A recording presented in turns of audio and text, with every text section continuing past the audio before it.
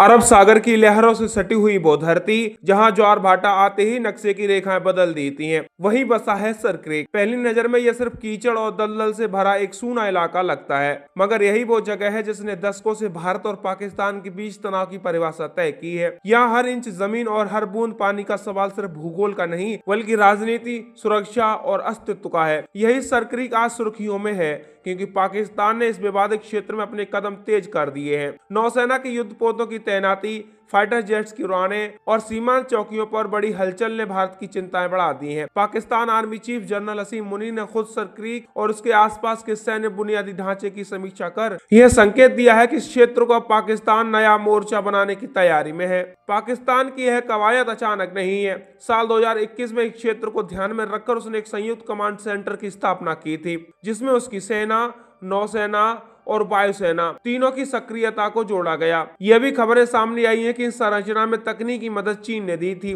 ताकि पाकिस्तान सीमावर्ती समुद्री क्षेत्र में निगरानी क्षमता बढ़ा सके। उस समय भी भारत ने इस पर कड़ी आपत्ति जताई थी, लेकिन अब जो हो रहा है वह कहीं ज्यादा गंभीर लगता है। पिछले महीनों में पाकिस्तानी नौसेना ने यहाँ अपने गश्ती जहाजों की संख्या बढ़ाई है। कुछ जहाज खुले तौर पर युद्धाभ्यास करते भी दिखाई दिए। साथ ही कराची से उड़ान भरने वाले फाइटर जेट्स और सर क्रीक के ऊपर और आसपास के अधिक बार मंडराते देखा गया। भारत इन गतिविधियों को हल्के में नहीं ले रहा है। रक्षा मंत्री राजनाथ सिंह ने गुजरात के सीमावर्ती इलाकों का दौरा करते हुए सीधे पाकिस्तान को चेतावनी दी है कि अगर उसने किसी भी प्रकार की उकसाने वाली कार्रवाई की तो उसका जवाब ऐसा होगा जो इतिहास और भूगोल दोनों बदल देगा। यह बयान सिर्फ शब्द नहीं थे बल्कि भारत की ओर से स्पष्ट संदेश था कि इस बार समय की सीमा तय हो चुकी है। राजनाथ सिंह ने कहा कि पाकिस्तान के किसी भी दुस्साहस का जवाब सिर्फ निर्णायक और ऐसा होगा जिसे आने वाली पीढ़ियां याद रखेंगी। सर क्रीक विवाद पुराना है। यह 96 किलोमीटर लंबा दलदली क्षेत्र भारत के कच्छ और पाकिस्तान के सिंध के बीच फैला है। सीमा रेखा कहां से गुजरेगी,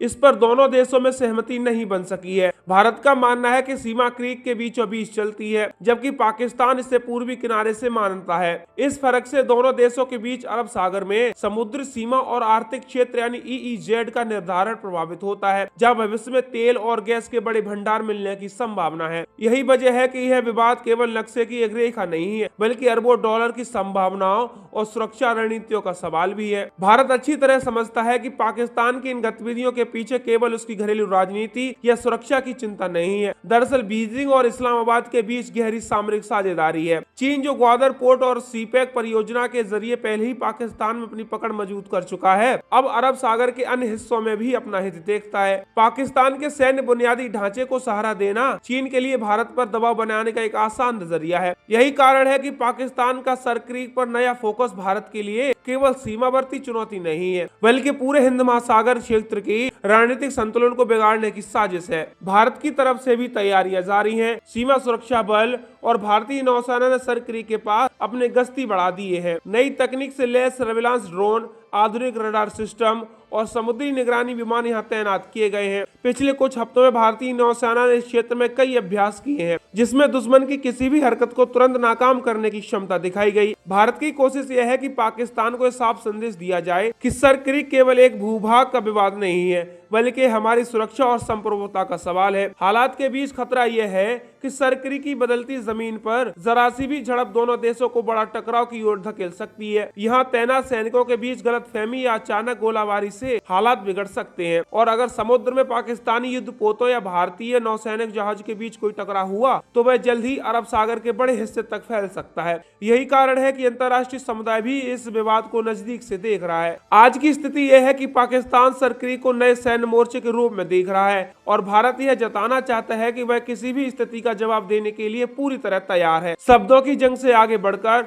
अब ये असली सैन्य क्षमताओं के प्रदर्शन का मामला बन चुका है। राजनाथ सिंह का यह बयान कि जवाब इतिहास और भूगोल दोनों बदल देगा, अपने आप में भारत की दृढ़ता और आत्मविश्वास को दर्शाता है। सर क्रीक जो कभी दलदल और वीराने की तरह दिखता था, अब दोनों देशों के बीच संभावित टकराव का नया केंद्र बन गया है। सवाल यह नहीं है कि कौन पहले गोली चलाएगा, बल्कि यह है कि इस विवाद के चलते एशिया का रणनीतिक संतुलन किस दिशा में जाएगा। पाकिस्तान का नया दाव, चीन की परछाई और भारत की कड़ी चेतावनी, इन तीनों ने सर क्रीक को सिर्फ सीमा विवाद से निकालकर बड़े भू राजनीतिक खेल का हिस्सा बना दिया। और यही वजह है कि आने वाले दिनों में यह छोटा सा क्रीक पूरे दक्षिण एशिया की राजनीति और सुरक्षा का सबसे बड़ा इम्तिहान साबित हो सकता है।